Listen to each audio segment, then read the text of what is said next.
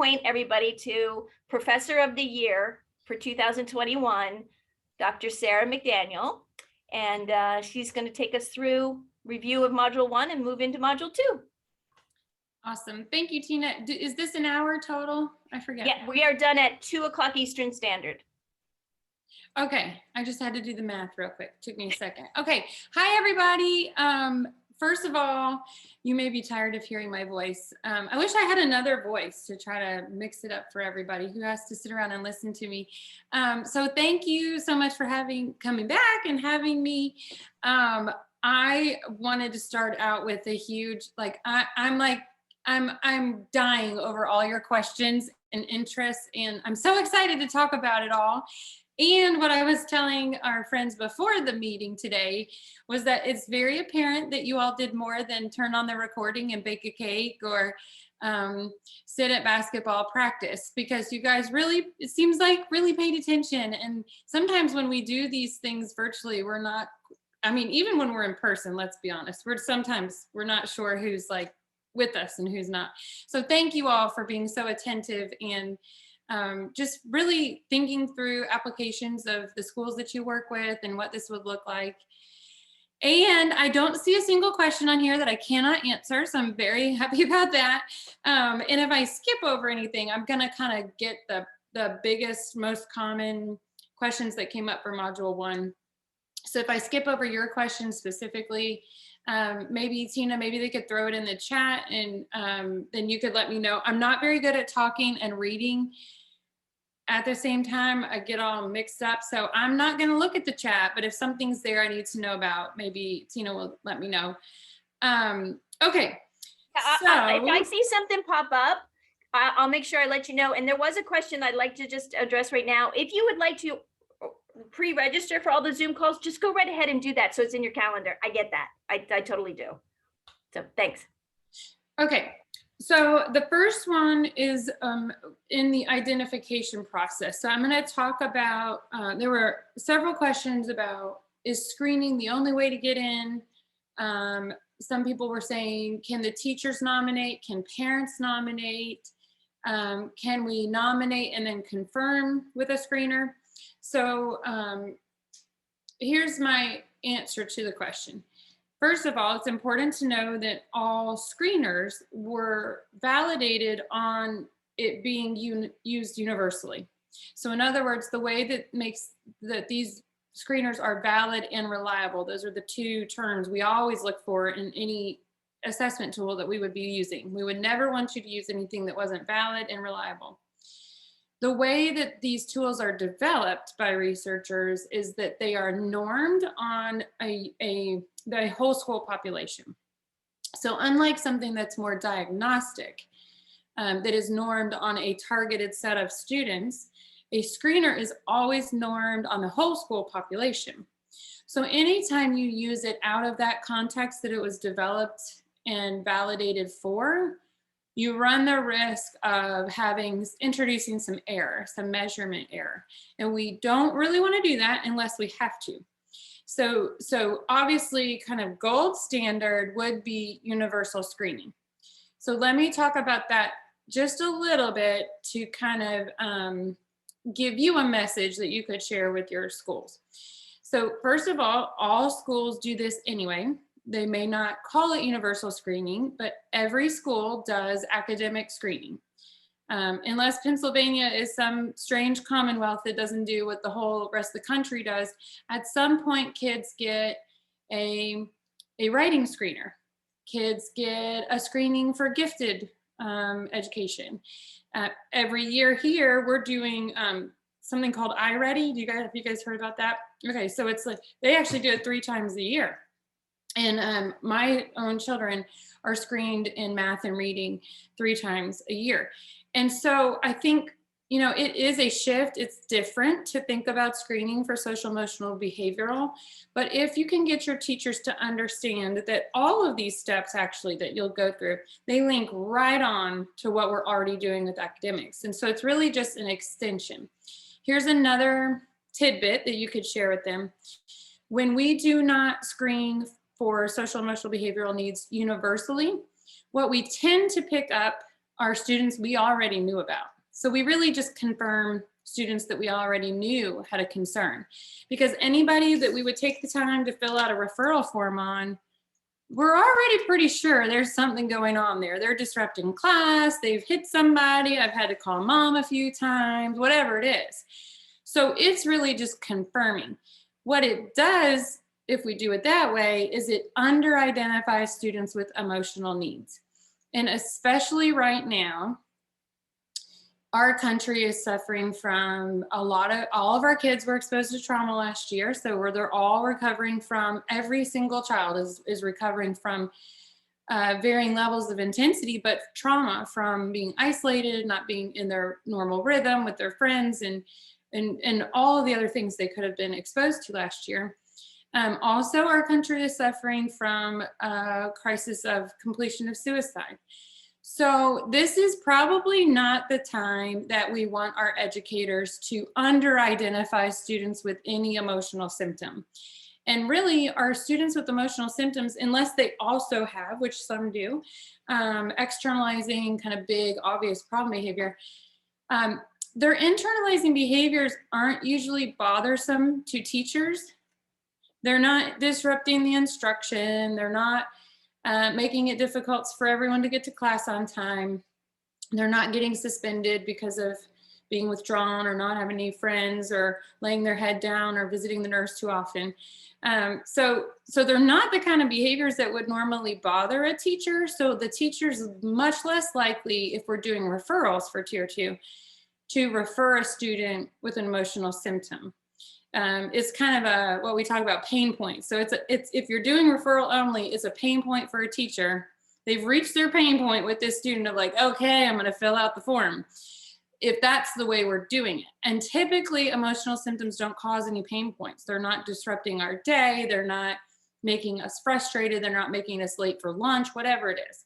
So it's a very dangerous time to be ignoring or under identifying for emotional symptoms. And B, we're just not going to do the right thing if that's all we're doing. So referrals. Same thing with looking at only at discipline referrals, which you seem to grasp because nobody was asking about that part. But also, office referrals are typically externalizing problem behavior that are root cause social issues or impulse control conduct kind of things. So that would be my big push for universal screening. That would be the gold standard.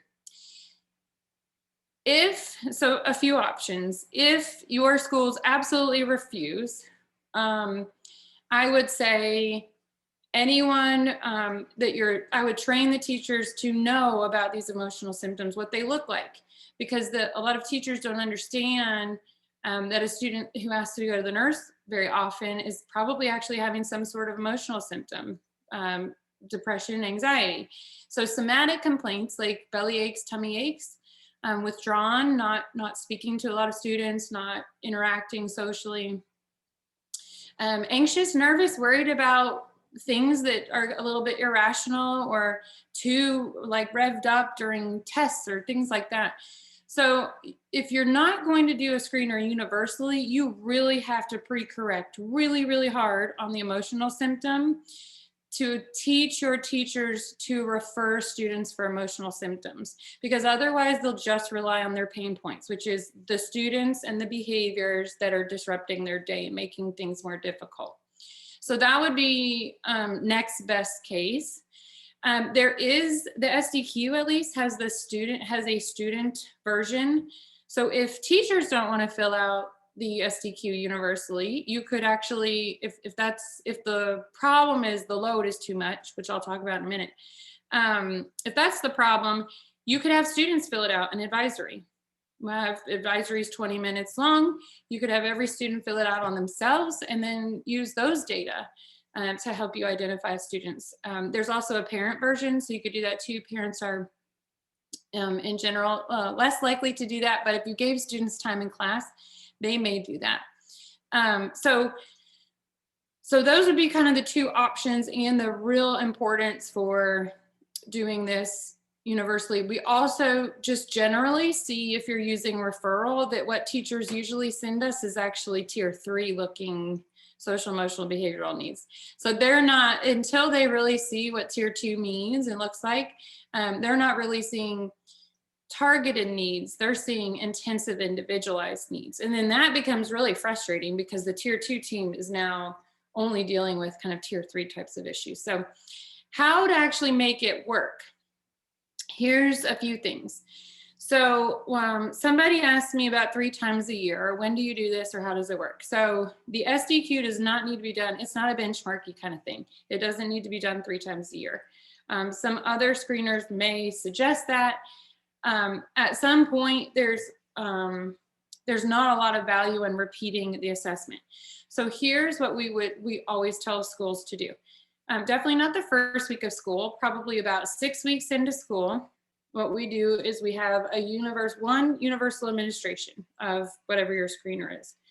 So that would be in elementary school for kids who don't move around in classrooms. That would just be the classroom teacher fills out the screener. This is the reason why it's really important not to pick a really long one. So the SDQ has 25 items. Anywhere fewer, like 6 items, is probably not going to be precise and give you the amount of information you need. So some screeners that are around 20 to 30 items, that's probably where you need to be. Any more than that, and your teachers aren't going to do it. So that's another reason to have it be pretty brief.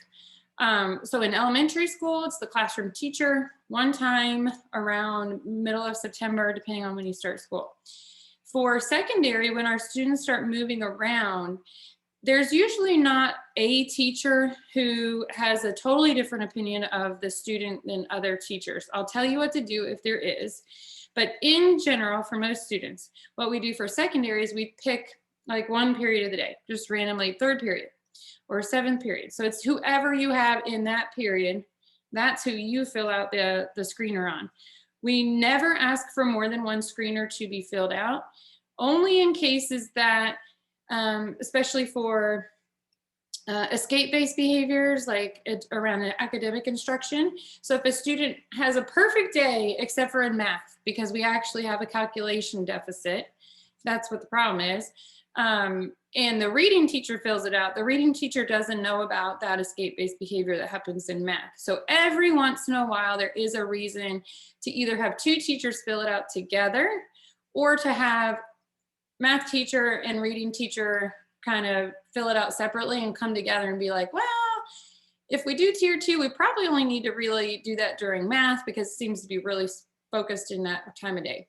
So it's classroom teacher, it's not special education, so we don't have like a school psychologist coming in to do these things. It's the classroom teacher, and you just pick one period of the day. Some people pick homeroom or advisory, but here's the only kind of lesson that we've learned around that. It tends to be a academic light, happy little time of day in general. And and pretty short, usually they're 20, 30 minutes long. So the tendency might be, let's just do whoever you have for homeroom or advisory. But those teachers don't always actually see the complete picture of the student. And so if it's not an academic period and it's a very short period, if it's specials or something like that, that's probably not the best period classroom teacher to be filling it out, just as a little tidbit. Same with high school. So it would be the same kind of deal. Whatever you're in, whoever you have for 7th period, whether that's algebra or geometry or whoever you have on your class roll in 7th period, that's who you're in charge of filling it out on. So if you think about how many of these they would be filling it out on, it generally takes, once you've done a few of them, 25 item screener may take 2 to 3 minutes. So if you do the math and they have, I don't know, 25 kids, 30 kids in a high school class times 2 minutes, that's about an hour, maybe an hour and a half. So if an administrator were to say, cancel one faculty meeting and tell everyone, go back to your classrooms, fill out the SDQ, it's done. So, you know, it looks like a lot at first, but there's a lot of, once they see the value in it, they'd be willing to take that hour, hour and a half and get it done. So after the initial administration of the screener, that's who you're going to find who's finished their little summer holiday Angelic behavior has gone away, and now we have shown our true needs. So that's when you would find beginning of the year, first set of students for tier 2. So a few of you asked about this 3 times a year and all these referrals. So here would be a great time to actually have a referral process in place. If the behavior changes over the course of the year, which we know for students who are, all of us humans, would be sensitive to things like moving, or grandma dying, or mom's working nights now, or a different bus driver, or we didn't make the baseball team. Whatever it is, things happen in the school year that can impact social emotional behavioral needs throughout the rest of the school year. So this is actually when that referral process becomes really important.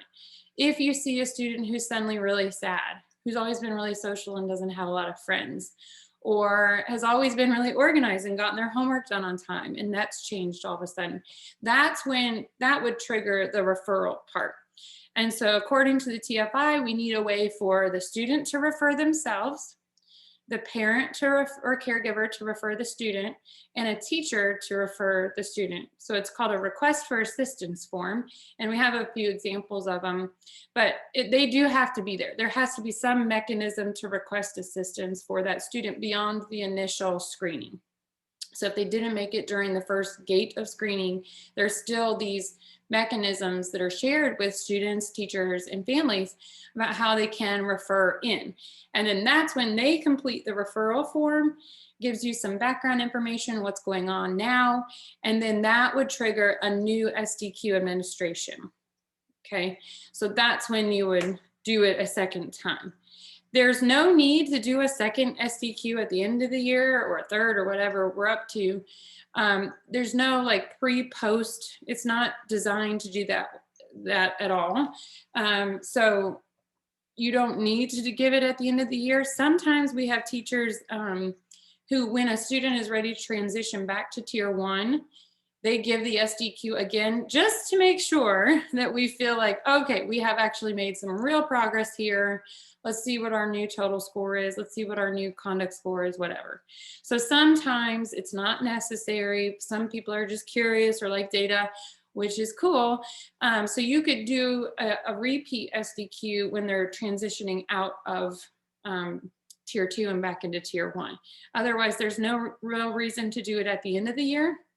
We have some schools that try to do an administration at the end of the year and then use those data to start in August. But what we've run into is they usually end up being junky data because students leave in the middle of the summer. They're not even there the next year, or something changes over the summer. And maybe they went to go live with an aunt over the summer and they came back and they're different.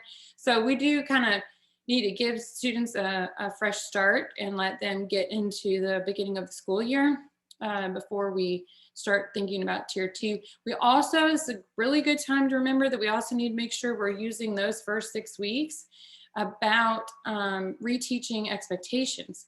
So we're not going to start referring kids to tier 2 that haven't yet learned and practiced the school-wide expectations. So they need some time to absorb your tier 1 system before we can say they need more. So, okay, so there were some other questions about other screeners. You will see that these materials, we don't already have screeners in most of our schools here. So here, when we train, there's nothing else. So we just start with the SDQ. It's free, it's 25 items, and it gives us all the subscale scores that you would need, which we're going to talk about next. So for that reason, that's what we use. Sabers is awesome. It actually adds a subscale around academic needs, which is sometimes really helpful and isn't much longer. And I don't know the cost to the Sabers, but so that one's super easy. And then you guys were talking about the SRSS, and as long as it gives you information to go beyond this first step of identifying who needs tier 2, and it will let you, it has the information you need to identify categories of intervention, then I would say use it. Somebody else introduced me to a new one. I was going to see if I could find it. But as long as the screener is valid, reliable, is brief, and is usable in a way that gives you a total score, tier 2, yes or no, and then some subscale scores to help you match to intervention, then you should be good to go. Sarah, there was a question early on in here about a screener that's associated with the SEL curriculum. So what are your thoughts on universal screeners that are SEL curriculum best, i.e. Rethink Ed has a universal screener? Okay, so we've seen the Rethink Ed one, and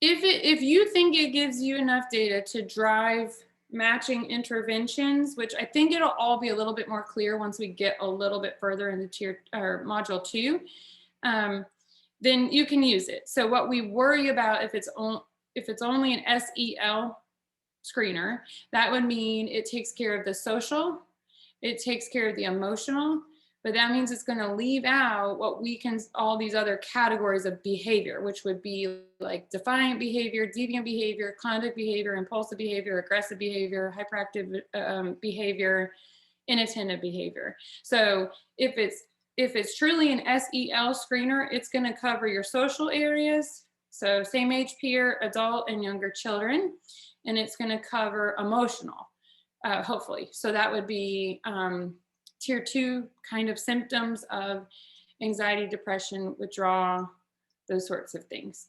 So that's fine for those 2 things, but we need it to be comprehensive enough, because we don't want to end up with 2 screeners. We don't want to say, well, we're going to give this SEL screener, and then we're also going to add the best, or we're also going to add this because it has this behavior part. What you're really looking for is one screener. One thing that we've seen or heard, I guess, heard more on Rethink Ed is that apparently when they do that screener, it will match them to lessons within Rethink Ed, which is fine. It's probably going to be mostly social skills, which I guess maybe it saves you all time, but I bet you could probably name students who have issues around social skills and then probably figure out which ones they need. Like, it's not rocket science, the answers that it gives you. It's like, oh, this student always has problems on the playground. So that's sportsmanship and resolving conflicts and losing and winning appropriately. So it's kind of like, if that's what it matches, it's maybe a little bit quicker, but also you're kind of relying on a machine to tell you, but that's kind of what we've heard from Rethink Ed, that it's not as comprehensive. So let me just preview real quick, since we're talking about that. The next module is going to get into the different categories. And again, we are talking about social, emotional, and behavioral. And so you'll see this little graphic that it can't be a one size fits all. So we've got to get beyond the just check in, check out mentality, or just Rethink Ed social skills programming, or whatever. So we have to be able to address all the needs that fall within there. And so for, let's just say, the SDQ, there are 5 subscales. The other really cool thing about the SDQ is that it identifies a strength of that student. Hopefully there is a way in which that strength score is really bad, and then we have to plan around that. But the purpose of the S in the SDQ is that we can do some strengths-based planning and programming, which we want to do. We want to be able to find a strength. And the area of strength on the SDQ is this child may hate adult authority, but gets along really well with young children. Then that's a strength. Then you want to build on, you know, when you have to share, when you go to the first grade classroom and you have to share the book and you do so great sitting next to other children and saying, excuse me and thank you, we need to use those same skills with adults. So what we're hoping on the strength component is to find a strength that we can build from. So that's really important. There is a separate strengths inventory. I think it's a Devereaux inventory, but again, you don't want to now do two screeners or 2 assessments for everyone. So anyway, on the SDQ, it is, the strength is called pro-social. So that would be, it would be good to have a high score on that one. And pro-social would be same age peers, older adults, or younger children. So it pretty much finds some type of human that this child is good at interacting with. There are some times where we have a very low score on that, which means you actually have a student who has real interactions with humans problems. So it doesn't discriminate older people, same age peers, and younger children.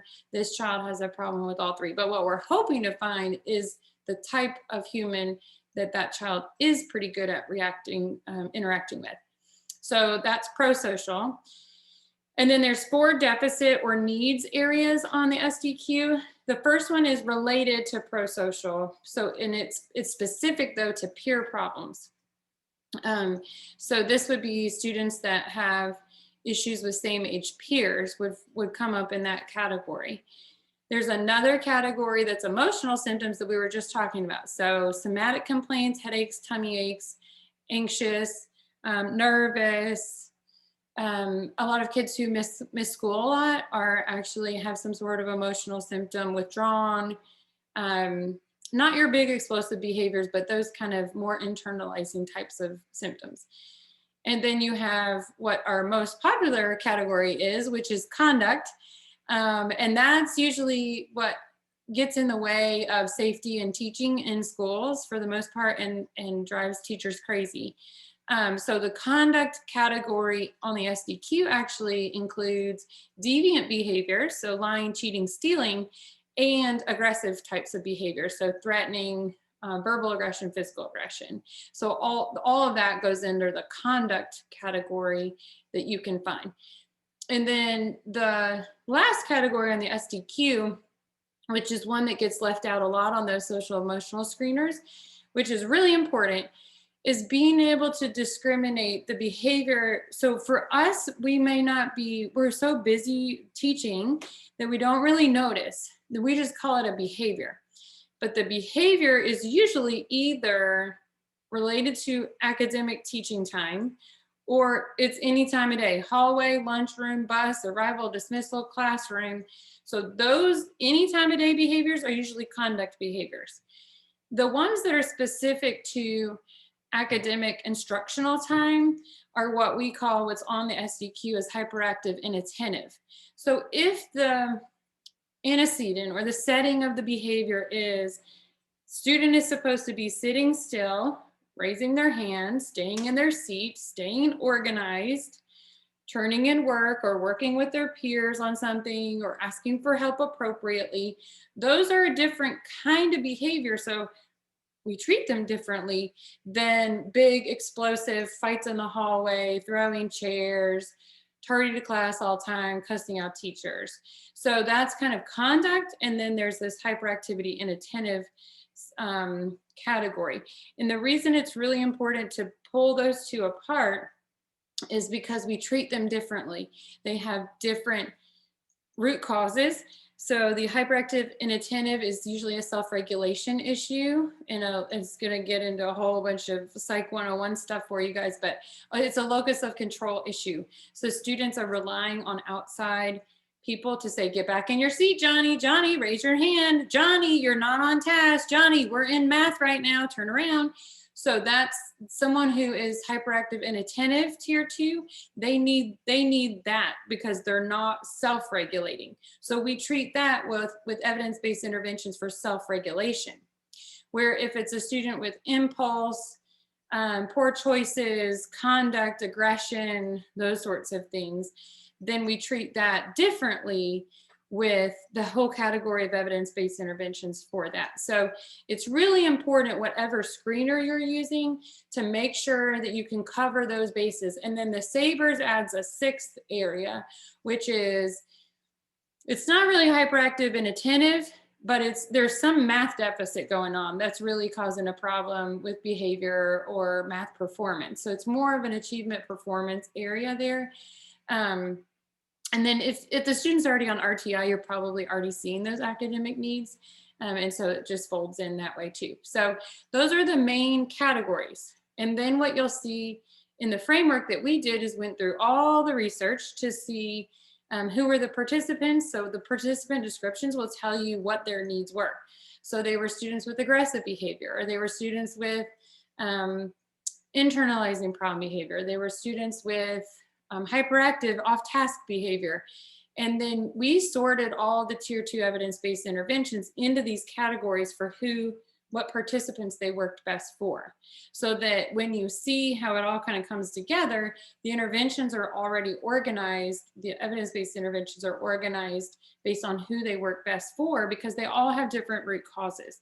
So that part's really important. So if your screener only tells you yes, no, tier 2, yes, no, then the rest is a guessing game as to yes and what area.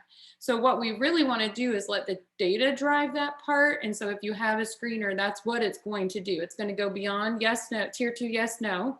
You're going to get past that overall score, and you're going to get into these subscales that help you to match.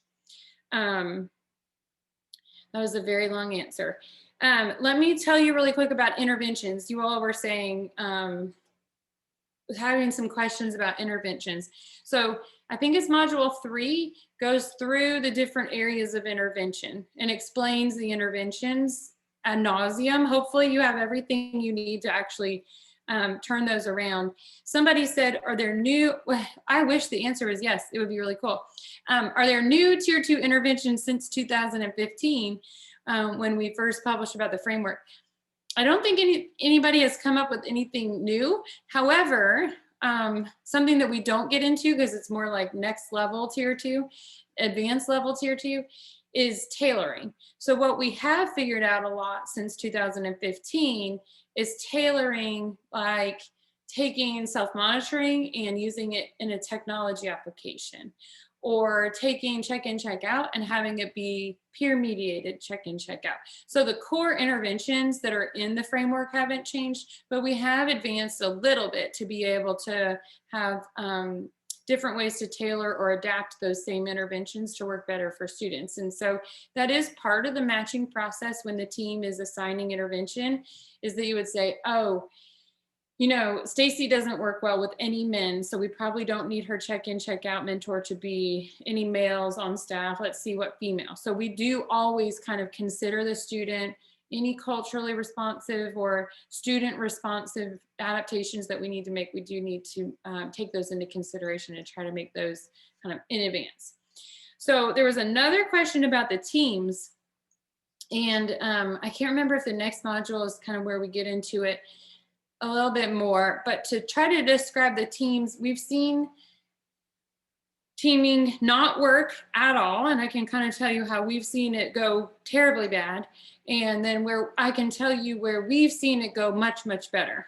And then there's a bunch of options you could try that schools are going to suggest in between.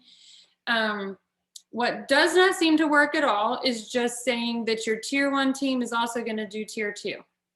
And the 2 main reasons for that is that, first of all, they get mixed up on who they're talking about. The tier 1 team is school-wide. They're not even really talking about individual student names. Maybe they're getting as far as a grade level, a time of day, and a location, but they're not getting down to Kelly, Christina, Deanna, and Sonia.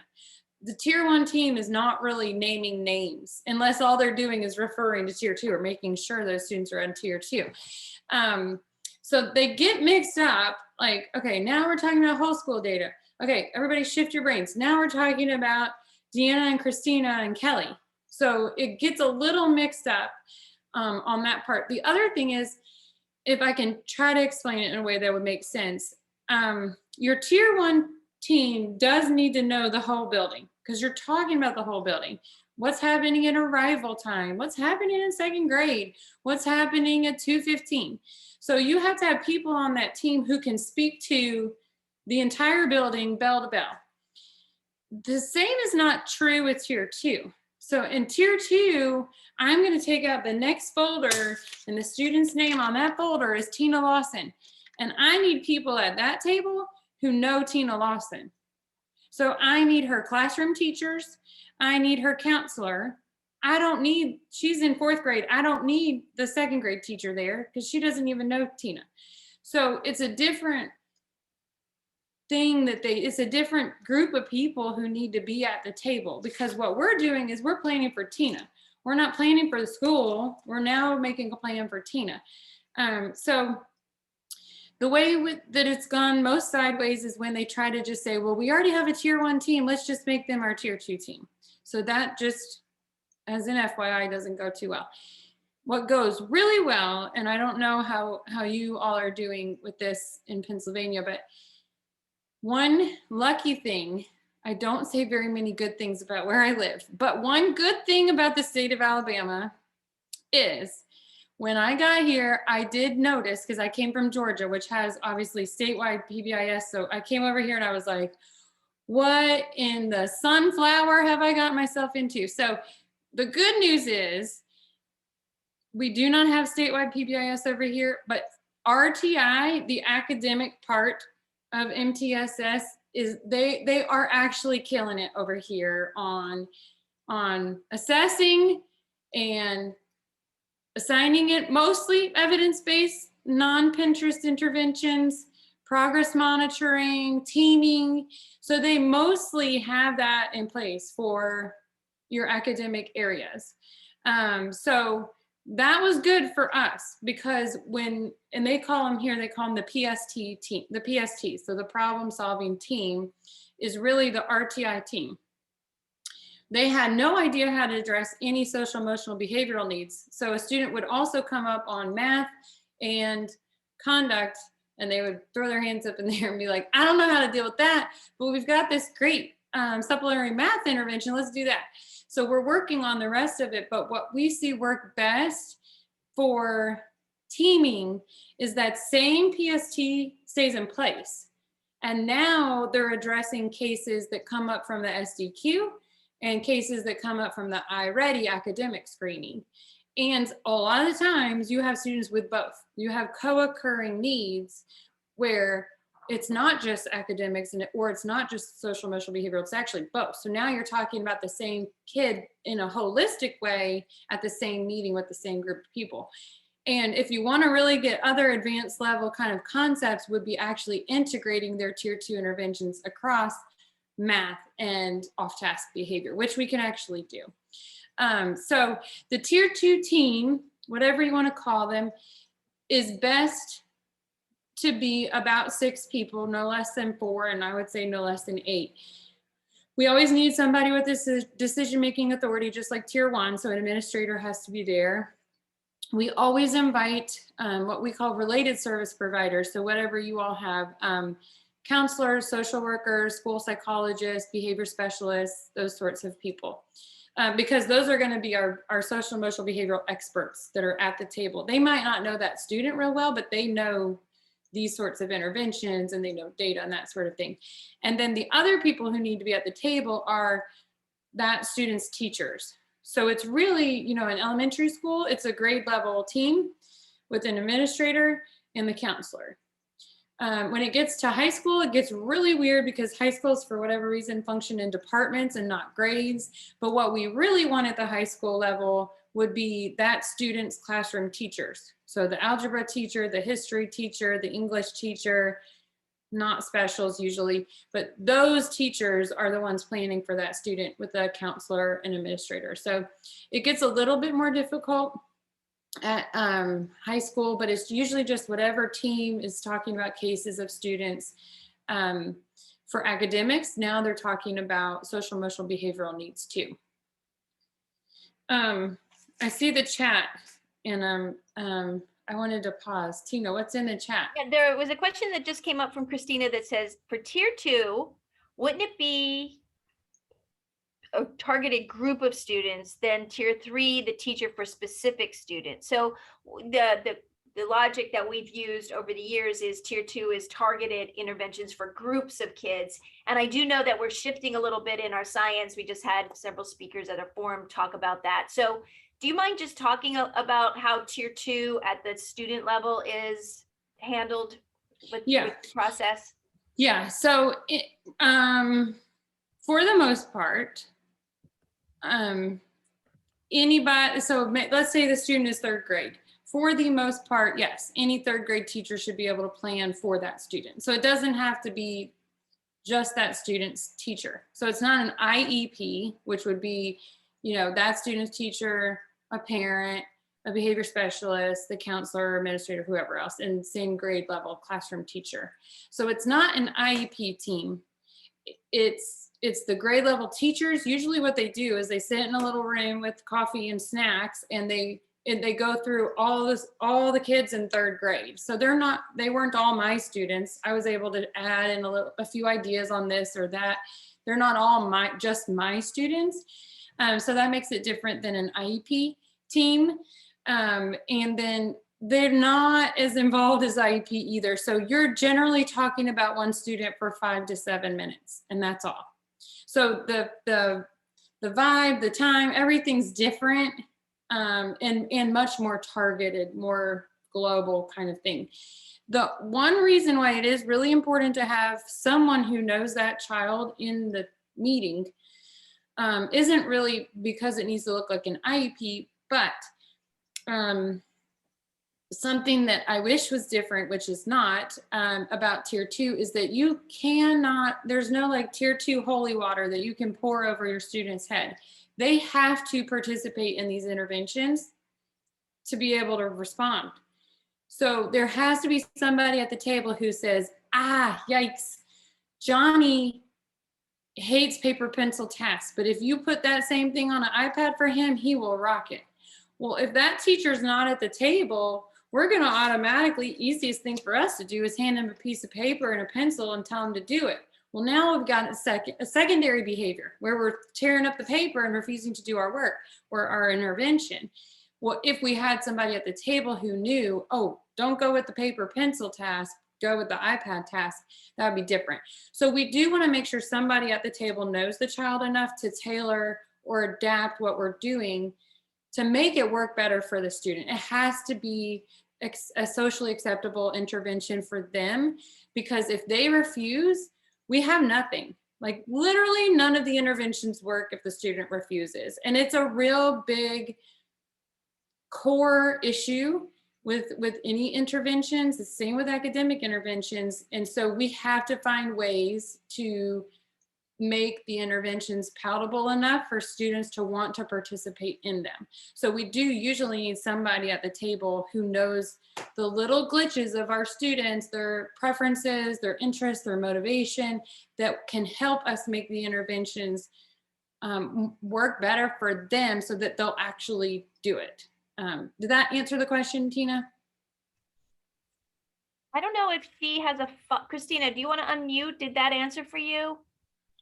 Yeah, it does. Yeah, I think that there seems to be just a fine line between tier 2 and 3, and probably it makes more sense to have an advanced tier team. So that's kind of what I was aiming for. Yeah, and on your tier 3 team, at least here, it would be driven by a special educator, and you would have a full psychological evaluation. So there are differences there. And actually you'll see the way we conceive of tier 2 is actually a yellow zone and an orange zone before you get to the red zone, which is tier 3. So it's like tier 2 plus is still in tier 2, but we start to intensify, we start to look at informally assessing function and those sorts of things. That's still tier 2. But yeah, an advanced tier team that has a special educator on it, and that's their caseload, and you can kind of differentiate what's going on there, would work better than a tier 1, tier 2 team, because the thinking is different on this is school-wide, this is kids, this is cases of kids. It's just different between an IEP meeting and a tier 2 data meeting. So and the only thing I want to say there is in Pennsylvania, tier 3 does not equate to special education. So in our teams, it still could be, a special ed teacher could be there as a person who's a resource to help with more intensive needs, but it doesn't mean that the student is on an IEP in any way if they're in need of tier 3 supports.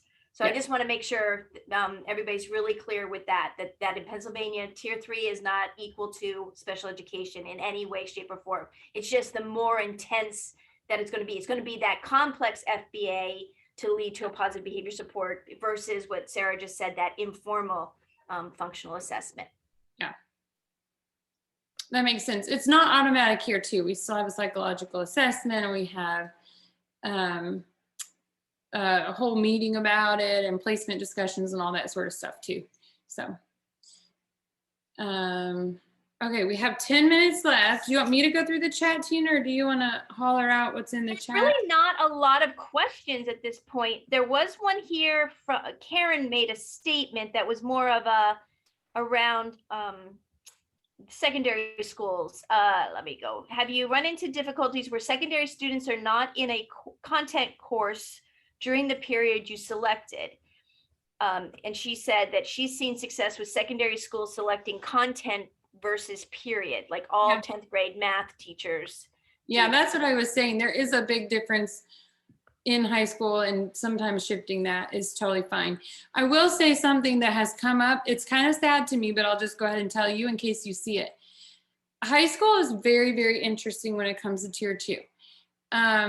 We hardly ever get referrals or students who newly qualify for tier 2 who are seniors, and almost as least likely as juniors. And I don't know if it's just that they either mature, so there's just fewer, or that teachers sadly may have given up by then.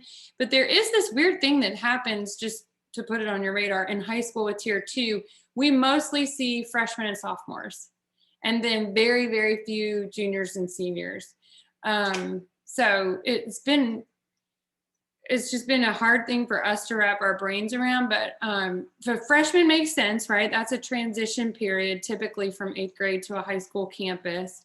So that kind of makes sense, and they're still kind of squirrely a little bit. So that makes sense. But the fact that we're not identifying juniors and seniors very often, it feels kind of sad, because it's almost like, I hope that's not what's going on. But anyway, I just thought I'd mention that in case you guys see it. It's not just you. So I'll preview real quick then. Yep. The next module. The content's kind of heady, so you kind of have sometimes might have to pause and sit with it, and preheat your oven or whatever you have going on. But the next module really moves beyond that first step, which is tier 2, yes or no. And it's really starting to sort needs and match areas of need. So again, we're talking about conduct, hyperactivity, and attention, peer problems, emotional symptoms, and then the strength area, which is pro-social.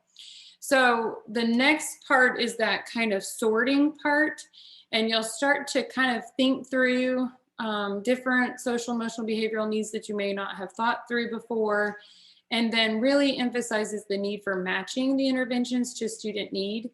And as you can probably predict, the real easy, clean way of doing this is looking at, once you have your score report, a student, just look to see what category they're highest in. But we have some special friends who will have very high scores in multiple areas. So that's one thing I want you to kind of start thinking through. We do not have a perfect answer to when that happens, what to do. But you will probably be thinking like, yikes, what if we have a student who's got a 10 in conduct and a 9 in hyperactivity? Now we have 2 things. So it'll be interesting if you see that, if you kind of think through some children or students that you've worked with in the past who probably would. I would encourage you, if you haven't yet, to take the SDQ out and just fill it out on a student you know, or some made up student in your mind, and just kind of look at the items and then the score report. So you're definitely going to get further into that score report in the next module. So Stacy thank you for raising your hand, Stacy. You're welcome. I'm sorry I don't have my camera on, but I was just going to ask, when I was a building principal, we used the SRSS screener. And when we did have many kids that had multiple areas that came up, and we kind of, I don't know if this is right or not, we didn't really know what to do, but we cross-referenced it with office referral data to kind of pinpoint the area that we thought, an area to start with, at least, if that makes sense. I don't know if that is a good decision or what your thoughts are on that. Yeah, I think any decision is okay. One thing I will just keep saying, and you'll be like, I wish this lady would stop saying this, is to not ignore the scores in the emotional symptom category. So if it's emotional plus something else, you're going to have to address 2 areas, or just start with emotional. So the kind of 3 options that we see. The first option is to find an intervention that you have available and the woman power or manpower in your building to actually do that ticks off multiple categories. So there are a few, if you know coping power or paths, they have components for goal setting, for social skills lessons, for feelings and identifying feelings and impulse control and some mindfulness stuff. So if you find an intervention that could be delivered small group that ticks off multiple boxes that you could do at your school, that would be the easiest way. However, not a lot of people have access to those. The next one would be to prioritize. This is maybe what you were saying, Stacy, but if you have a student who scores in the risk category for 3 areas, what we usually would say is, okay, which one of these areas is causing the biggest safety concern first? So emotional symptoms, that could be a serious safety concern, or is getting in the way of that student's learning and the learning of others most.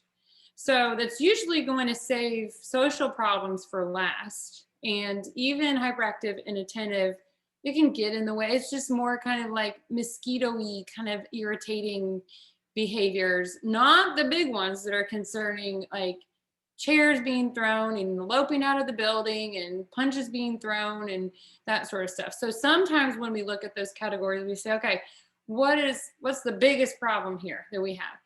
And then the third way, which teachers throw tomatoes at us when we suggest, you can't throw anything at me, is to actually layer multiple interventions. Which isn't the funnest thing ever, but it would be picking one intervention from here and another intervention from here and another intervention from here. So you could see that's like a lot of work and a lot. What we try to usually do is start with the one. If they're not responding, then we'll add a second one. If they're still not responding, we may try to add a third. So those are the kind of different options. Sydney, you have your hand raised. I think we have 3 minutes left just to kind of track time. So my question is about a school in crisis. So I'm working with a school. They have yet to tier 1 PBIS with Fidelity, but this school is really asking for tier 2 and beyond training because they would like something to happen right now. So they see themselves as in crisis because they have high levels of violence in their building, which they do. They are having coming multiple times a day. There are students getting hurt in the building. And so they want me to come over and train them right now in tier 2, despite their tier 1 implementation Fidelity being like in the 50% neighborhood. What is your advice? Okay, so we get this and you can tell them that I said this. So it doesn't have to be Miss Cindy said this.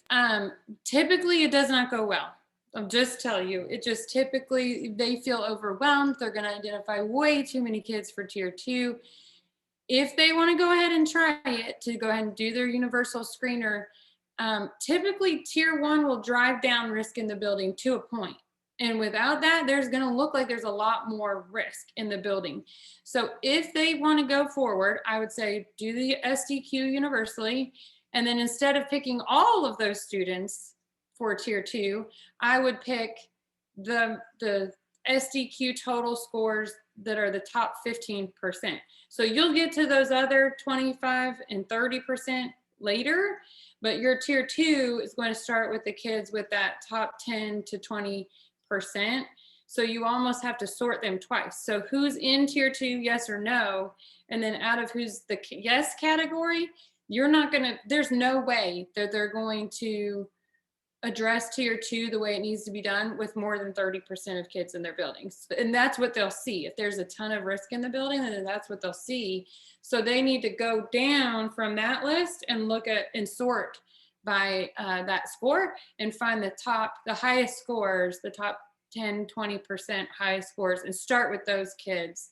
The other issue or idea, I guess you could try to throw to them is do check in, check out class wide. So there are some examples where we're able to do some interventions class wide, social skills, social emotional learning programs class wide, goal setting class wide, having the counselor come in, which I'm sure the counselor is about to quit her job if it's the kind of school that I know of. So, you know, sometimes we can push some things down that we would normally say for tier 2 to class-wide or school-wide. But definitely don't let them think that they're going to try to do tier 2 on everybody who screens in, because it's going to be way too many. I hope you're able to help them. I know there's a lot of buildings like that right now. So Yeah. Sydney, thanks for that question. And I'm seeing good comments in here and good networking. And it is 2 o'clock and I want to honor everybody that we said an hour. Just remember, in Schoology, you have to keep up with the modules, because at the end of this, everybody who completes all the modules and the questions for Sarah that she does read and she will respond to each time, that's by doing all that, you will get that badge at the end that says you're tier 2 facilitator trained. So I wanted to make sure that you knew all that. And I don't know, Sarah, do you mind staying on for just a couple of minutes? I'm here. If there's any more questions, you can stay on. And could the direct link for Schoology course be reshared? Sonia, can you put that, can you do that? So Sonia's going to put the Schoology course right in here, but thank you. This will be, I'm going to stop the recording. You can leave if you want to leave, and I'm going to stop the recording.